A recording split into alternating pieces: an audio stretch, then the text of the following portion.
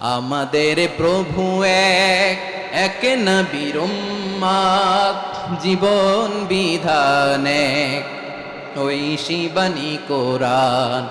আমাদের প্রভু এক, এক নবীর উম্মত, জীবন বিধান এক, ওই শিবানী কোরআন।